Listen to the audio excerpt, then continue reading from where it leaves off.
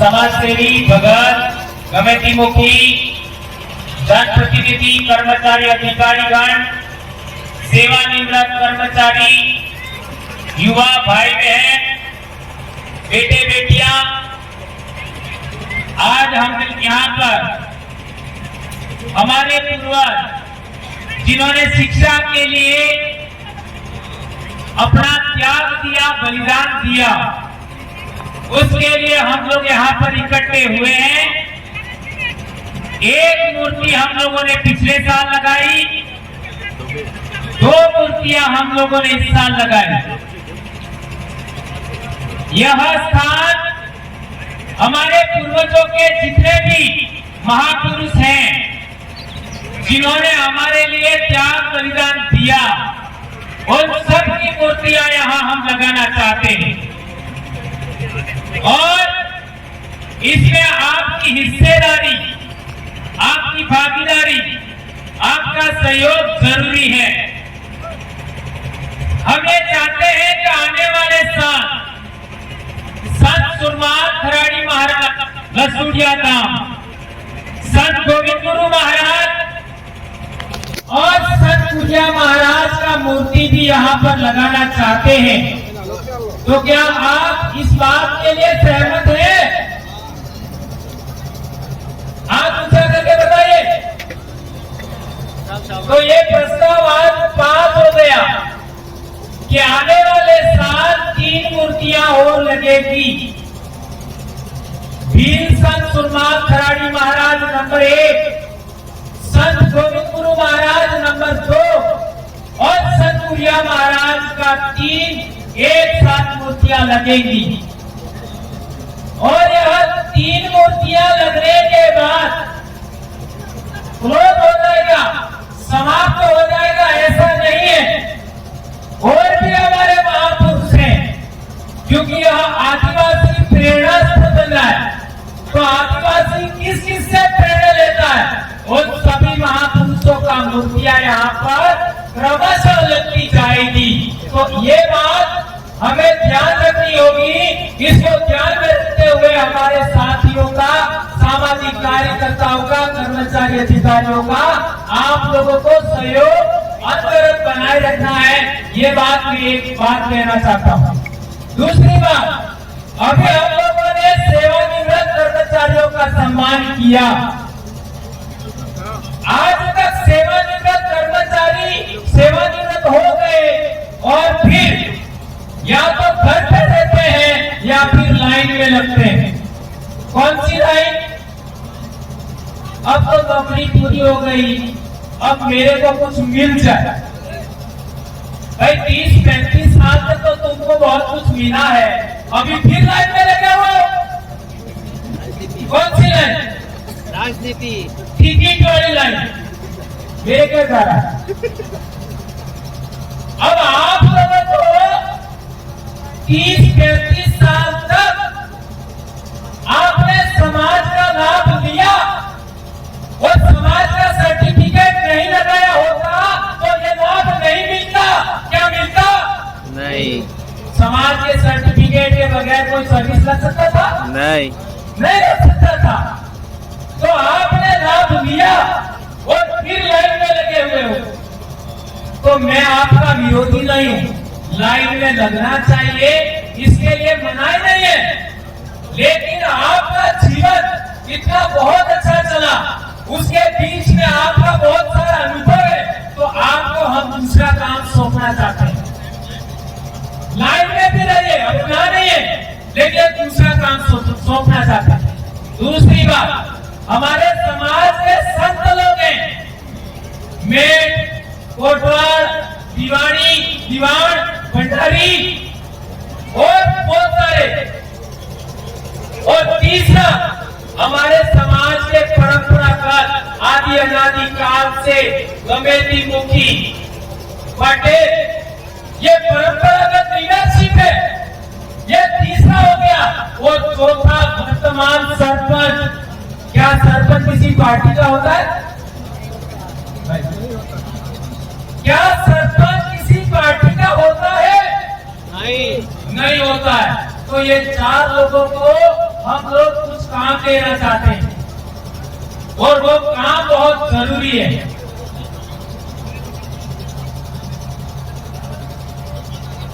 क्या काम? ये 4 लोग आने वाले समय में जब भी सम्मेलन होंगे, ये हमारे वरिष्ठ लोग आके बैठे, ऐसा उनका अलग स्टेज बनेगा। वहां पर कौन कौन बैठेंगे? सेवानिवृत्त कर्मचारी नंबर 1, दूसरा कमेटी मुखी, तीसरा भगत और चौथा सरपंच लोग। वो ऐसे मुंह करके बैठेंगे और एमएलए हो चाहे मंत्री हो चाहे संतरी हो चाहे अधिकारी हो सेवानिवृत्त, वो ऐसे मुंह करके बैठेंगे। और फिर कार्यक्रम तो होगा ही होगा और 4 बड़े काम इनको सौंपेंगे। कौन सा? नंबर 1, सरपंच का काम होगा कि अपनी पूरी पंचायत के अंदर दिन डूबने के बाद एक राउंड लगाए। सभी सड़कों पर सरपंच एक बार दिन डूबने के बाद घूमे। ऐसा होना चाहिए कि होना चाहिए? होना चाहिए। होना चाहिए। हाँ। हाथ ऊंचा करो। अच्छा, और ऐसा सरपंच ना करे तो हटा दो। ये आप सोचना। नंबर 2, जितने भी आपका कमेटी मुखी है, जितने भी कमेटी मुखी है, उनका काम होगा कि कोई भी बच्चा 20 साल से कम उम्र का, 20 साल से कम उम्र का कोई भी बच्चा अपने काका के घर भी न सोए दिन डूबने के बाद, बाबा के घर भी ना सोए, बुआ के घर भी नहीं, मामा के घर भी नहीं, दिन डूबने के बाद बच्चा अपने घर में होना चाहिए। इसके अलावा नहीं। क्या ऐसा होना चाहिए? आप लोग सेवक हैं? हाँ। तीसरी बात, जो भगत लोग हैं, मेट कोटवाल हैं, दीवान हैं, भंडारी हैं, उनका काम होगा कि 25 साल से कम उम्र का बच्चा अपने गांव में कौन कौन पीते हैं, उनके माँ बाप को पाबंद करना, उस बच्चे को भी पाबंद करना।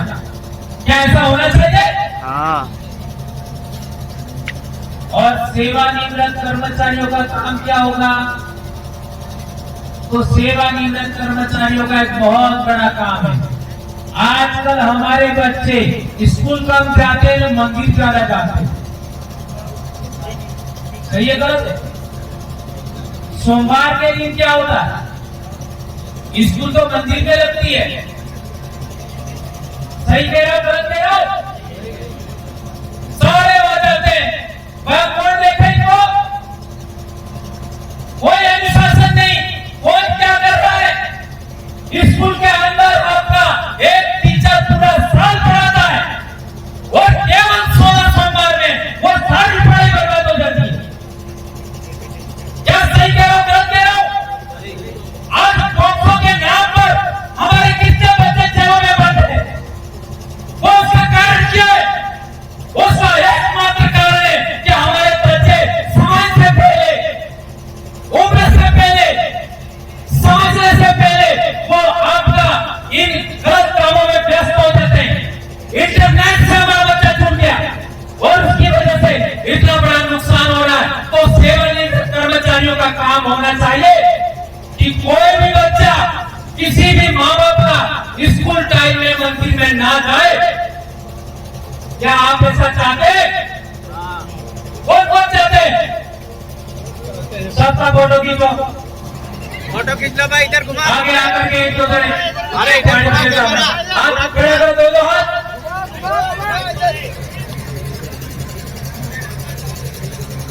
पूरे कैमरे घुमाओ।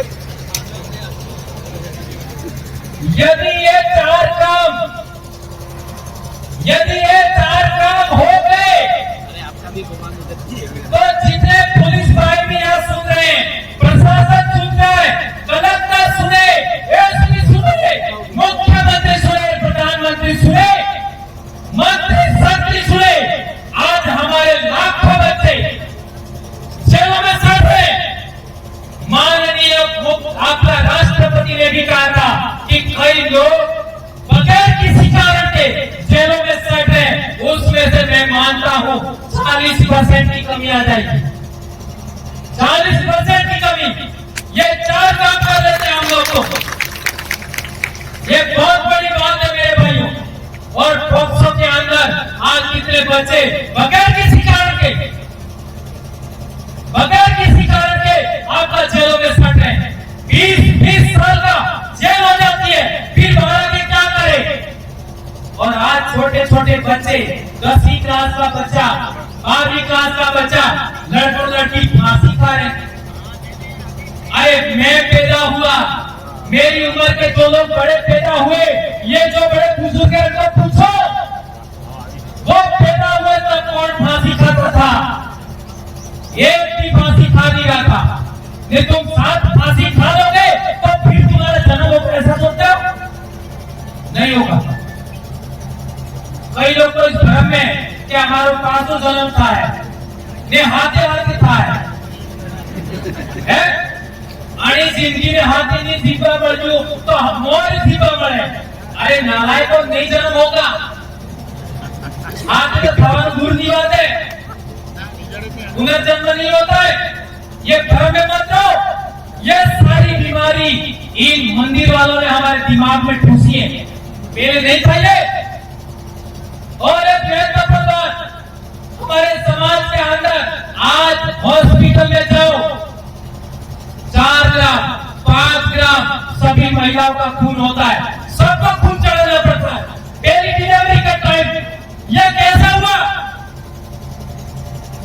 पहले हमारी औरतें, हमारी महिलाएं बच्चों को जन्म देती थी, उनको खून की जरूरत नहीं था।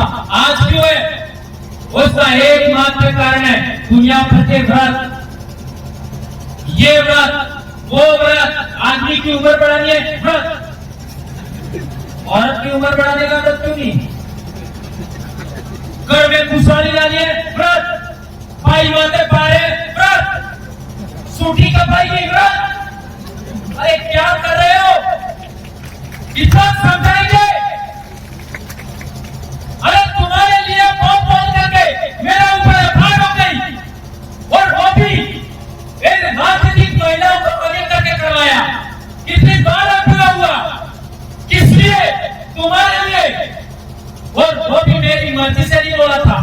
वहां के लोगों ने कहा कि पहले वाले मान साहब ने कहा है, भाई आप कह दो के लोग मान नहीं गए होंगे। और वो भी महिला बैठी थी, माँ बाप बैठे थे, ग्राम सभा की मीटिंग थी, अभिभावकों के कहने पर बोला। कब तक होगा ये? हमारे समाज की बहन बेटियों बहुओं का वजन कम हो रहा है, शादी के टाइम कितना वजन हो रहा है, कौन बोलेगा?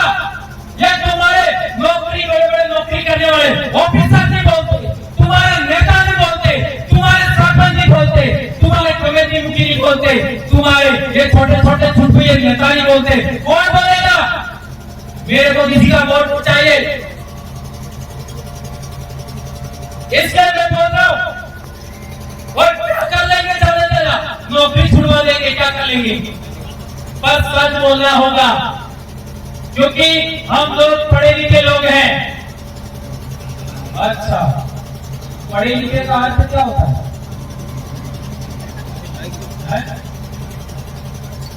पढ़े लिखे का अर्थ क्या होता है? कोई एक जरा बताओ, पढ़ा हो गया, कितना जल्दी हो जाएगा? पढ़े लिखे का अर्थ क्या होता है? काला माते लखी तो ही पढ़वानो, थोड़ा माते लखी तो पढ़वानो, पढ़े लिखे का पढ़ा लिखा होने का एक ही अर्थ है। नंबर 1, क्या सही है, क्या गलत है? ध्यान रखो, क्या सही है, क्या गलत है, उसका फैसला करना। क्या सही है, क्या गलत है, उसका फैसला करना। जो आदमी अपने दिमाग से क्या सही है, क्या गलत है, उसका फैसला कर लेता है, वो पढ़ा लिखा। और रिटायरमेंट होने के बाद भी ये फैसला नहीं कर सके, उसको क्या कहेंगे? लिखा पढ़ा। लिखा पढ़ा, लिखा पढ़ा। जो लिखा हुआ था वो पढ़ा, दिमाग का उपयोग नहीं किया। अरे भैया, तुमने पूरी जिंदगी लगाया समाज के लिए, इन आने वाले बच्चों को, इन बेटियों को, इन बेटों को खुद को दीजिए। आप अधिकारी बने, कर्मचारी बने, क्या किया आपने समाज को? आप नेता बने, आप संसद बने, आप मंत्री संतरी बने, क्या दिया समाज को? दीजिए, ज्ञान दीजिए, और ज्ञान भी ऐसा होना चाहिए, क्या सही क्या गलत उसका फैसला कर सकते। ये बात बहुत चाहिए। एक और अंतिम पॉइंट,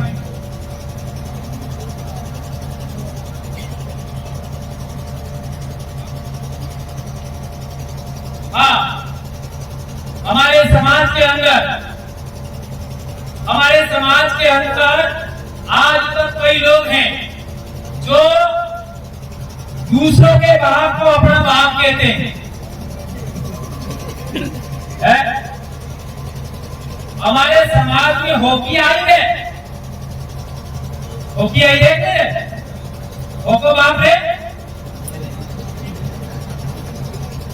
बहुत कठिन ऐसे शब्द बोलना मुझे अच्छा नहीं लगता, पर आज तक डूंगरपुर ही नहीं, बांसवाड़ा ही नहीं, प्रतापगढ़ ही नहीं, पूरे देश के आदिवासी इलाके के अंदर,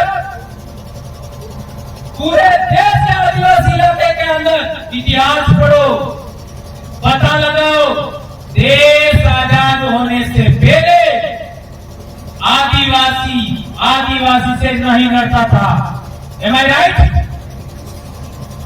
ये रोज आदिवासी से नहीं लड़ता था, और हम पढ़ रहे थे तब भी एक नियम था, किसी भी गैर आदिवासी को गाली भी दे दिया तो मेर भाव भूल जाता, आपको लड़ाई भूल जाता, सगानी लड़ाई, कोई भी लड़ाई भूल जाते और सब एक हो जाते।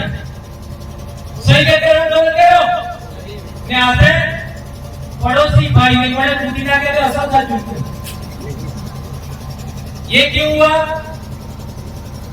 खुद के बाप की इज्जत नहीं कर रहे हैं, खुद के बाप को बाप नहीं कह रहे, दूसरे के बाप को बाप कह रहे। अरे और दूसरे के बाप को बाप कहने वाले लोग आप पहचानोगे कैसे? उसकी भी दो आंखें होती है, उसकी भी एक नाक होती है, दो पैर होते हैं, दो हाथ होते हैं, पहचानोगे कैसे? पहचानोगे कैसे? जो खुद के बाप को कभी जयकारा नहीं लगाते हैं और दूसरे के बाप का जयकारा लगाते हैं, वो लोग दूसरे के बाप को अपना बाप कहते हैं। आए समझ में? तो आप लोग आने वाले समय में किसका जयकारा लगाओगे? काली बाई का जयकारा नंबर 1, दूसरा शेखा बाई का जयकारा, नंबर 3 आपका नाना भाई खाट का जयकारा, बिरसा मुंडा का जयकारा, टंटा भील का जयकारा, राणा पूजा भील का जयकारा, कुरिया महाराज का जयकारा, हमारे उग्रातम मानाराज रोग नो जयकारो, हमारे वडील मातुआलो એને રુચિ લાંબો નો જયકારો। इस तरीके से अनगिनत हमारे पूर्वज हैं, अनगिनत आपका हर पत्र में हमारे पूर्वज मिलेंगे, उनका जयकारा लगाना है। लेकिन जो बाप हमारा नहीं है, जो हमारे समाज का आदमी नहीं है, उसका जयकारा नहीं लगाओगे। क्या इस बात को मानोगे? कौन कौन मानोगे? ये भी फोटो ले लेना पीछे घूम, मैं देखूंगा आने वाला साल। हमारे समाज के बाप के अलावा किसी का जयकारा नहीं लगाएंगे हम लोग। क्यों?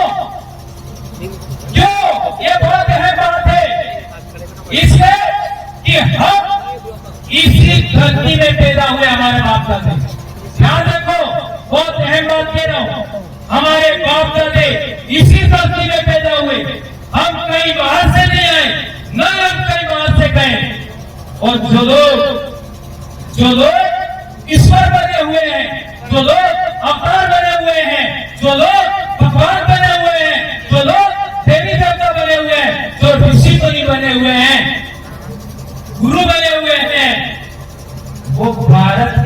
फरमाइश नहीं है। इतिहास पढ़ लेना, धर्मशास्त्र पढ़ लेना, पुरातत्व पढ़ लेना, भाषा शास्त्र पढ़ लेना, डीएनए शास्त्र पढ़ लेना। उनका डीएनए और हमारा डीएनए नहीं मिलता है, इसलिए उनका जयकारा नहीं लगाओगे, ऐसा मैं मानता हूं। और अभी बहुत जल्दी सावन भी आएगा, मैं देखूंगा कौन कौन इस हाथ खड़ा करके मुकर गए, देखूंगा मैं, जांच करेंगे। ये बात आप लोगों ने सुनी और यहाँ पर आने वाले साल 3 बड़ी मूर्तियां लगेगी, उसके लिए आप पुनः वापस आएंगे, ऐसा मैं मानता हूं। और सेवानिवृत्त कर्मचारी, भगत लोग, सरपंच और कमेटी मुखी को जो काम सौंपा है, यदि आप बड़ी लोग ऐसा चाहते हो तो संगठन से जुड़िए। हमारा युवाओं के लिए आपका 3 बड़े संगठन है, बिल प्रदेश विद्यार्थी मोर्चा, बिल प्रदेश युवा मोर्चा, बिल प्रदेश मुक्ति मोर्चा, ये युवाओं के लिए संगठन है, ये कोई पार्टी का संगठन नहीं है। और कर्मचारी गठबंधन भी है, उसमें सेवानिवृत्त कर्मचारी भी ले सकते हैं, कमेटी मुखी संघ भी है, सरपंच संघ भी है, भक्तों का भी संगठन है, महिलाओं का भी संगठन है, उसमें जुड़िए। महिला संगठन से जुड़ने के लिए एक कंडीशन है, वो महिला शादीशुदा होनी चाहिए। महिला संगठन से जुड़ने के लिए वो महिला शादीशुदा होनी चाहिए और उसका पति यहाँ कार्यकर्ता होना चाहिए अपना। ऐसा क्यों कह रहा हूं मैं? क्योंकि कई सारी बातें बाद में आती है और उसके लिए मैं उदाहरण देना चाहूंगा। गजबीर राजा था उज्जैन में भीलों का, उसको मारने के लिए क्या इतिहास है? जैन समाज की एक महिला से शादी करना चाहता था, ऐसा ही इतिहास है ना। डूंगरपुर में डूंगरपुर का इतिहास क्या है? एक जैन समाज की लड़की थी, उससे शादी करना चाहता, बराबर है। इसीलिए हम लोगों ने नियम बनाया है महिला संघ के लिए कि वो शादीशुदा होनी चाहिए, नंबर 1, और नंबर 2 उसका पति हमारा कार्यकर्ता होना चाहिए। ये गलत है, राइट है? सही है, सही है। और ये कोई मैंने नियम नहीं बनाया, मैं बोल रहा हूं, लेकिन हमारे डीसीसी में ये सब नियम फाइनल हुए, ठीक है। और आज यहाँ पर जो कमेटी हमारे मुखी और जितने वरिष्ठ लोग आए हैं, आपसे मैं आग्रह करता हूँ कि आप आगे रहिए, हम आपके पीछे चलेंगे। आपको जिंदगी में जो सम्मान नहीं मिला, जो काम नहीं हुए, वो सब काम होंगे। हम आशा करते हैं कि आप हमारे युवाओं को साथ देंगे। इसी आशा और विश्वास के साथ अपनी बात समाप्त करता हूँ। जय आदिवासी, जय जोहार, जय भील प्रदेश, जय भारत, जय बिरसा मुंडा।